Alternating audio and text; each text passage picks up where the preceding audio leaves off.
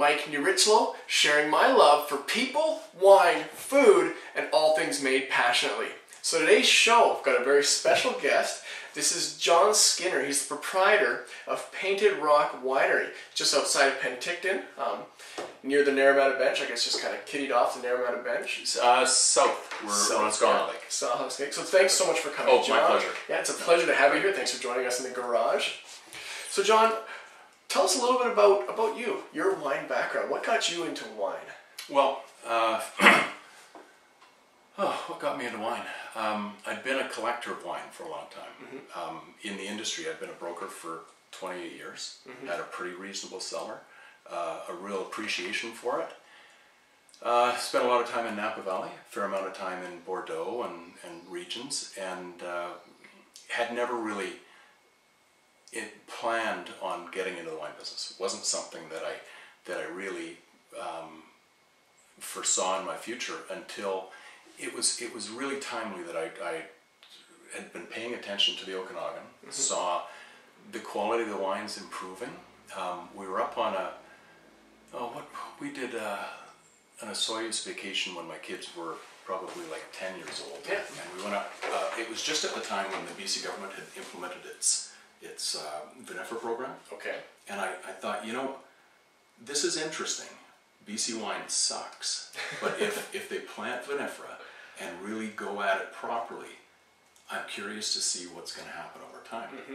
Fast forward to 2000, 2001, and we're starting to taste some pretty good wines. That's very true, yeah. And I thought, I'm a market guy, Yeah. and it's a market timing opportunity. And I thought, if somebody goes up there and applies the same kind of commitment that they've done in other regions, in terms of, it's not just a money thing, it's an expertise thing, but it had to start with the right piece of property and such. So it dovetailed perfectly into my need or want at the time to retire. Well, I'm so far from retirement, so Yeah, exactly. But the reality is that I wanted to get out of the business because it was a very shallow business for me. It was a great means to an end, but I recognized in it an opportunity to build something that's legacy, and that's very important to me. I thought, I have the resources, I have a young family that I'd like to be able to, if they're interested, have a role in it.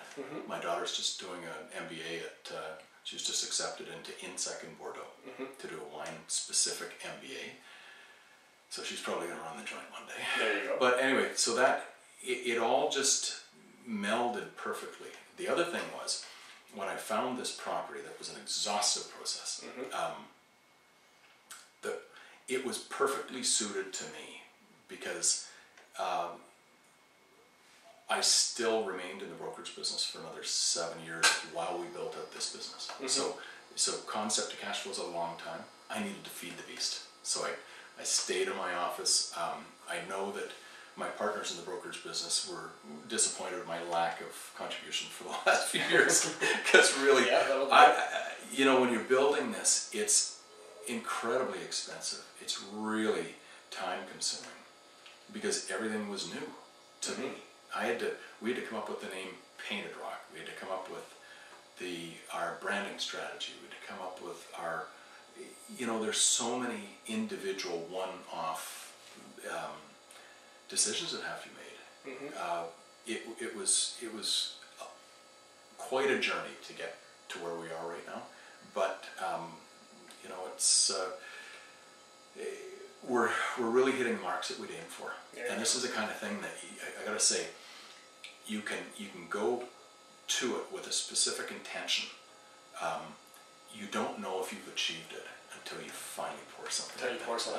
It's a humbling experience. Yeah, off camera, I really appreciated John as the proprietor of Painted Rock. He's extremely passionate about what they're doing, and it really shows in their wines. There's been a lot of buzz around Painted Rock lately. It's this new winery, just kind of started up. They're just starting to release their wines. I mean, how long has your tasting room been open, or how long has your wines been on the market? If you can call that a tasting room. Yeah, if you can call it a tasting room. Very humble tasting room. As I mentioned to Mike earlier, I said, you can see where we spend our money. It's not on the tasting room. We have a fantastic pneumatic machine, and it's clean and sanitary. It's very modest and small. Yep. And it's a transitional thing. It's only been open for the last couple of months. We really needed to be able to, there was a lot of demand for people to come to the winery. I want them to see the vineyard. I want them to see the winery, the equipment. I've taken more people in for barrel tastings than, you know, it's sharing the enthusiasm, sharing the confidence. And like John said, you pull up Painted Rock. I've been there myself. You pull up, and it's this quaint little tasting room. What it was, the building used to be used for something else. It was. In January, I sadly had to report to I got my field crew together, and I said, guys, you're losing your lunchroom. Because I built it for them 2 years ago. Yeah, the site's very exposed, and the winds will whip up, and I thought, you know what, we've got to get a nice room up there. So I had somebody come up and build a nice 10 by 20 foot building for them, and it was perfectly sufficient for a couple of years. In February, I thought, you know, we've just built our winery. We had to get something there, and I thought, you know, it's just totally appropriate. Yeah, I've been to a lot of the other wineries. They have little things, and it's transitional. That site is going to, over time, we're going to build something very substantial. It's really, really worthy of some architecture that. Oh, the site is absolutely beautiful. And the view from your site is just fabulous. It's remarkable. So there is. I don't want to do anything because it's transitional. It would just be a waste of time. Waste of money. So I thought, let's just do it, make it functional, people will understand it, it reinforces our message, it's about the wine. Yeah, okay. Well, like John, like you say, all your passions, the passions of your crew and everybody at Painted Rock, consultants that are involved, everything is being put into the bottle. Totally. It's not being put into the new fancy facility and the marketing to get people there. It's being put, they're trying to prove their point in what they're making in the bottle. Now, you mentioned the site a few times. What attracted you so much to that site? I mean, it's a beautiful site. It's remarkable. Well, you know, I'll back up a little bit and I'll tell you the story of finding the site. Thanks, Cynthia Enns. I was on a plane. I've been back and forth probably 20 times, 20, 30 times. And I'd looked at properties and projects, and I got pretty good at it after a while. But I kept recognizing that any of these properties that were for sale had some lingering issue, something wrong with it. And that I didn't want to, I couldn't really fix, and it would be something that I'd discover, like the BC government did that study of all these microclimates, and I'd go in and I got to know that book really well, and I'd check out all the attributes of specific microclimates, and one property would have, you know, it'd be a 6 out of 10 in this certain regard. I'd always think, you know, how are you going to be able to really aim high if the property has some sort of, you know, something you can't repair? So it wasn't until through Cynthia, I met a really quirky guy who's middled probably half of the winery transactions in the Okanagan, Art Collum, and he's a great guy, and he got me right at the beginning. I said, listen, this is where I want to go. This is what I'm going to look for, and I really, really want to aim high. I think there's a great opportunity to adequately finance something and really aim to make a superior product. I like what's happening in the Okanagan. I think that if you know, there's good talent there. You can bring in other people. There's a really, really ripe opportunity. And there was also this property that it wasn't listed at the time, but it was something that when I did my due diligence and went back to that book that I was so familiar with, the property rated #1 in every aspect: air movement, heat units, everything. And I thought, you know what? If I'm gonna take this sort of damn the torpedoes attitude towards it, it has to be worthy of it. And that was, it really, really hit the mark as far as that's concerned. The other was that I was the perfect candidate for it because I wanted to transition out of my career. So we had to spend a year contouring the property. So we had a year during that period of time to source our clones and varieties, to put together, assemble our team. Like there was a lot of opportunity in there to make all these decisions, and I was able to stay at my other career. So I'm in downtown Vancouver. Worked out fantastically. Most other people, if they were going to do what I was going to do, they had to buy something producing. Or it was going to be a bigger winery was going to buy that property, and that there were then you got to people fix something angling that's for it. potentially broke already. There you go. It was I am totally responsible for everything. If it's a mistake, it's my mistake. I'm not. There's no legacy issue. So it really, to me, was a golden opportunity. Yeah. So we've really taken. That's why our mandate is. It's about doing this opportunity justice, because that property is spectacular. Please come and visit us, because you know, it's a glorious site, and it speaks for itself.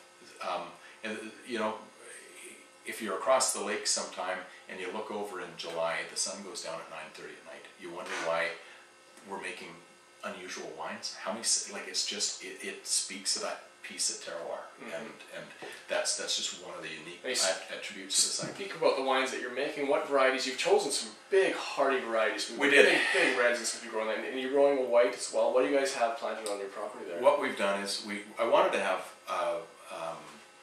an estate chard or an estate white, and chard just to me is just the icon of, or you know, the whatever. If you're going to do a serious white, to me that's what I wanted to do.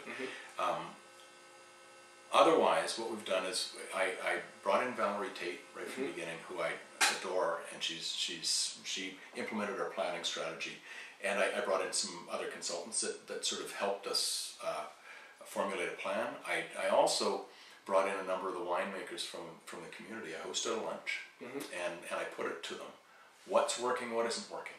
You know, and that we got some really good feedback, because I thought there'd been a number of years where this vinifera had been planted, and there were certain successes and failures. But really, what we wanted to do, the planning strategy, was simply to produce a blend, produce something truly Okanagan, but also to fully equip our winemaker with a full suite of opportunity. And I mean full suite. What we've done is we planted 2 clones of every variety, so of a typical Bordeaux blend. So we have Cab Franc, Cab Sauv, Petit Verdot, Malbec, Merlot,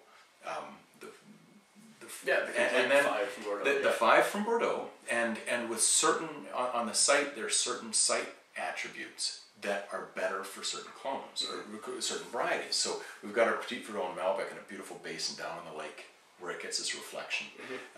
We've got and then on the perimeter we've got the Merlot that likes a little bit, it's a little cooler. So it was really interesting, because a great resource through this entire process has been John Schreiner. John has been an absolute saint as far as just a go-to guy, because he's really he knows and understands the community, has been so involved with it for so long that if I have to bounce an idea, or I need some kind of historical perspective, John's always been there. He's been around a long time. Been around a long time. He knows very accessible. Yeah. And he has good, strong opinions. From the get-go, when we were devising our planning strategy, John said, "Skinner, you got to consider Syrah." Yeah, that makes sense. And he said, "I think that it may end up being the grape of the Okanagan." I invite you to go onto our website at paintedrock.ca, and you can move the cursor over the planting strategy. You can see where the clones and varieties are in the middle of the vineyard. The prime 8 acres are dedicated to John, and we planted two clones of Syrah. Yeah, because that was what you want to do is kind of plant enough that it's going to have the right sort of percentages, and we'll get back to that, because it's kind of ironic. And then we had this 8-acre section left over, and so we do a standalone Syrah. Okay. But talking about those percentages, we actually overplanted, because you don't want to plant just a really tiny bit of Petit Verdot and Malbec, so we did like 1.5 acres of each. It's pretty good. Yeah. And I thought maybe, for blending, or I didn't really know, it just seemed the site needed it to be planted in a contiguous manner. And lo and behold, our red icon, when we get to tasting it, the red icon is 20% Petit Verdot, 15% Malbec. Which is huge amounts. Like that is kind of, the blend was created by Anna Sutra. He recognized this from the get-go. It was his primary thesis when he tasted our wines right at the beginning in barrel.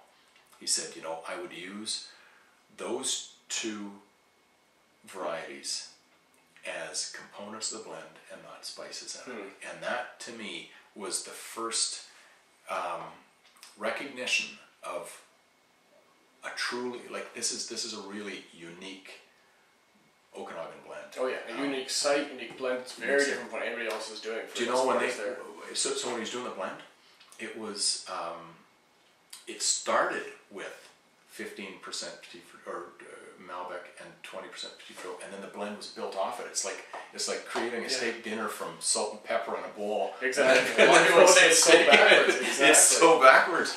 But it's ironically he just did the 08 blend a couple of months ago, and it's similar. Yeah. It's got 25%, 20% Petit Verdot and 25% Malbec. Yeah. No.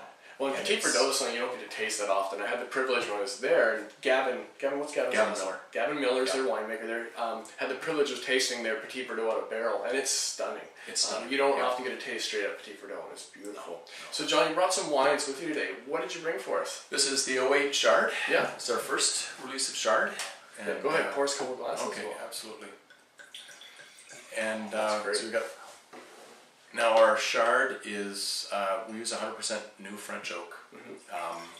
That isn't kind of a, we're not trying to throw checks at this and say, hey, you know, we can, it's not what it's about. What we wanted to do was be masters of our own destiny.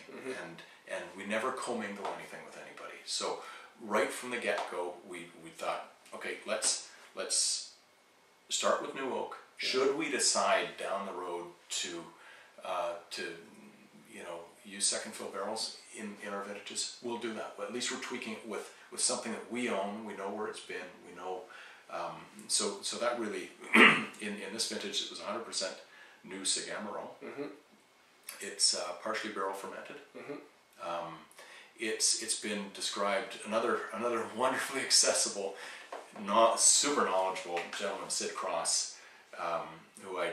Once again, the community of wine experts locally have been a wonderful, accessible resource for me. Because believe me, I didn't pretend to know, but I'm not afraid to ask questions. And Sid describes this as old world, new world. So it was one thing that I really, where I drive the bus is, you know, I have to sign off on things, and I have to like it. And one thing I'm not particularly fond of are flabby Chards.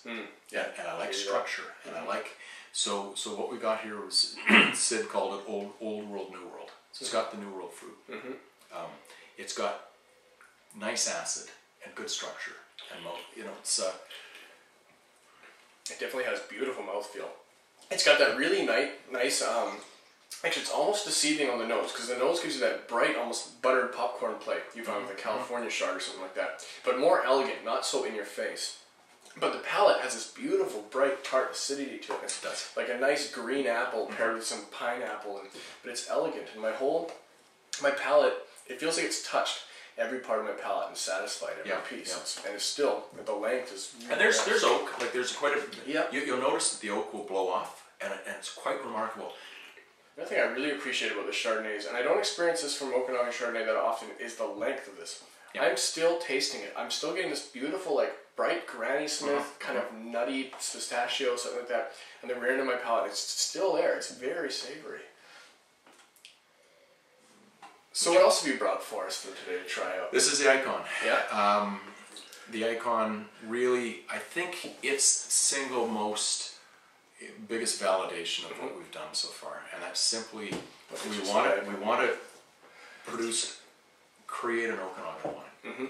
So that's the blend.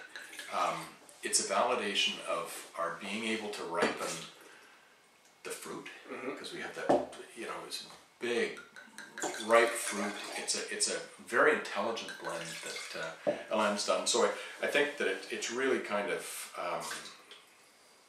it validates the mandate, the community of people that are put together. Because at the beginning of the day, we came.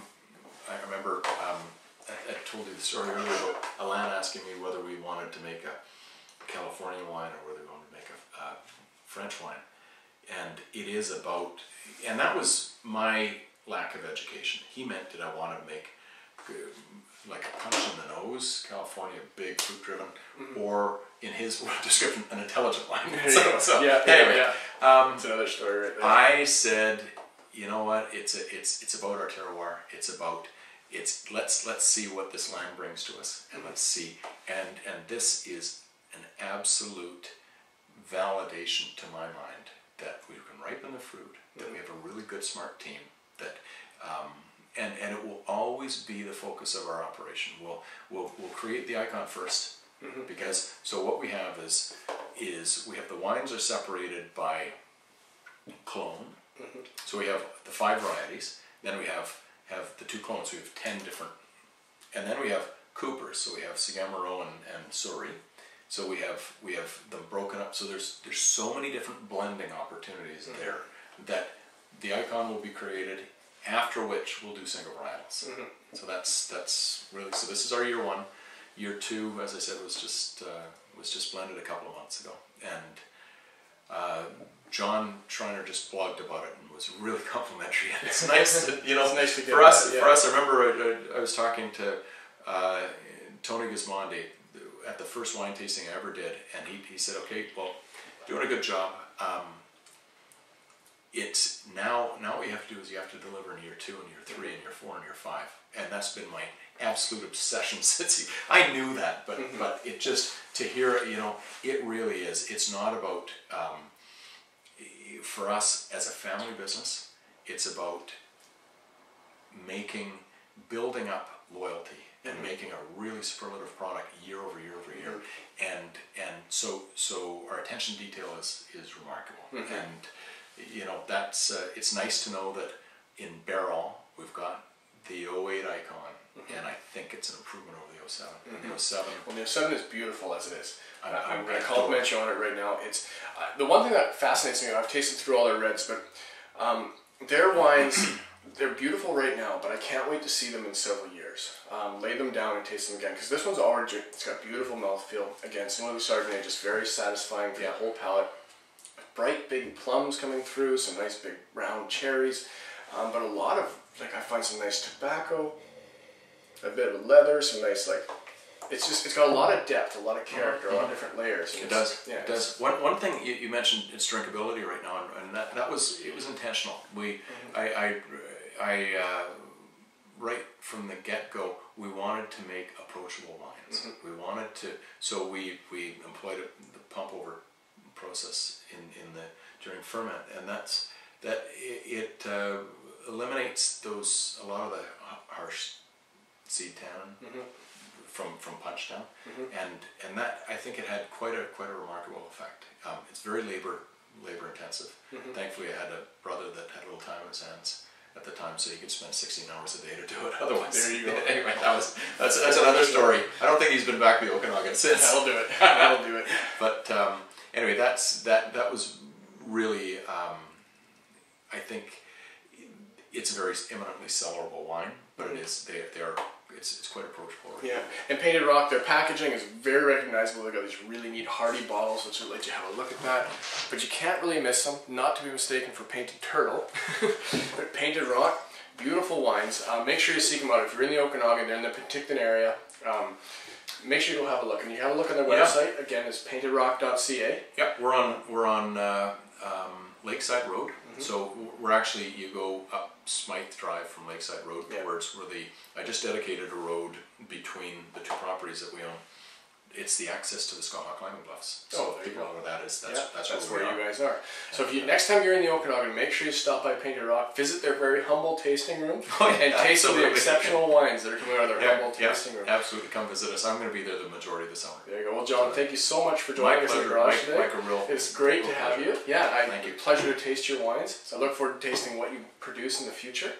And thank you so much for watching today. Everybody enjoy the rest of your day. Seek out Painted Rock. Again, their website will be below the video, www.paintedrock.ca. You got it. And we'll see you on the next one. Great.